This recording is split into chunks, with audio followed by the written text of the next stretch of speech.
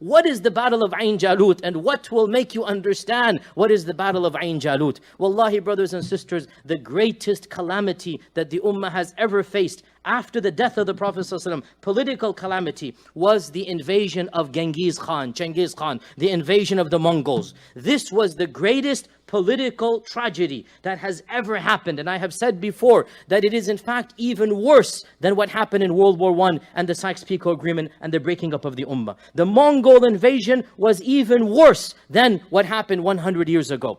In the Mongol invasion, and again, time is limited and the time is almost up already. In the Mongol invasion, Genghis Khan started off from Mongolia.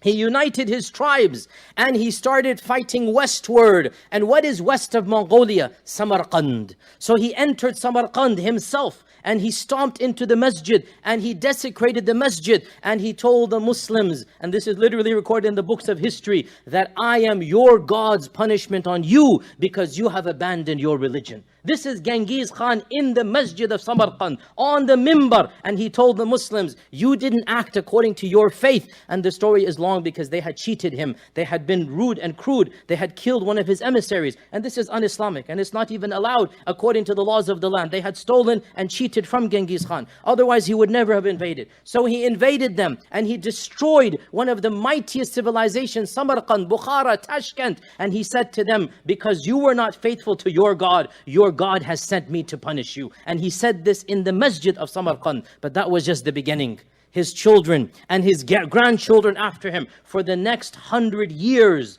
they ransacked and ravaged the Muslim land. From Afghanistan, onto Iran, onto Iraq. In 1256, they surrounded Baghdad, the capital of the Abbasid Empire. And after a long siege and a ruse and a tactic that they used, they then conquered Baghdad. And one of the greatest massacres in human history before World War I, World War II, when atomic bombs were invented, one of the greatest massacres of human history is the rape of Baghdad in 1256, when Genghis Khan's grandson, Hulagu Khan, this is his grandson destroyed the city of Baghdad, the greatest city of humanity at that time. Got rid of over 1 million books, and it is said over 1 million human beings were massacred, one head after another chopped off, until finally, and the Abbasid Khalifas watching this, until finally the last man to die was the Abbasid Khalifa and his own families. But that wasn't the end of it. That was the beginning of the end as well. They continued marching westward, on to Damascus, on to Syria, on to Palestine, and they made their way all the way to Egypt. Pause here. Think, from Mongolia to Egypt. This is the Mongol invasion. And they have ravaged and ransacked the entire Muslim world. Muslim historians at the time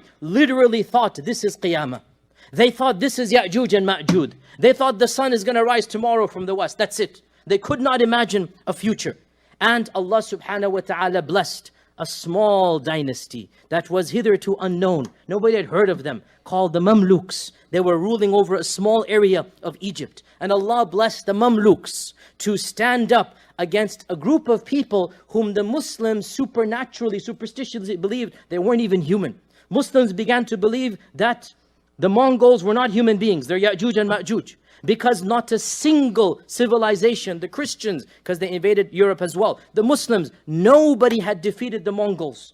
Yet, the Muslim general stood up, and that famous general, of course, Baybars was one of them, and Qutuz was another, and these were, of course, Mamluks. They were Muslims from a Turkish civilization, but of course they were proud Muslims. They stood up against one of the generals of Hulagu Khan, and they fought him in the plains of Ain Jalut. It is said this is where Goliath himself basically fought against David, and Goliath took place over there. So it's called Ain Jalut, and Allah knows best. So they stood up in that small principality of Ain Jalut, and they, for the first time in the history of the Mongols, inflicted a decisive blow on the Mongol army. And once again, this took place 25th of Ramadan in the year 658 Hijrah. And they never recovered after that. This invasion was such a shock to the Mongols that they stopped their conquest and they seceded back. And in fact, their rulers that they had put in Syria and in other places, amazingly, and this can only come from Allah subhanahu wa ta'ala, the very descendants of Genghis Khan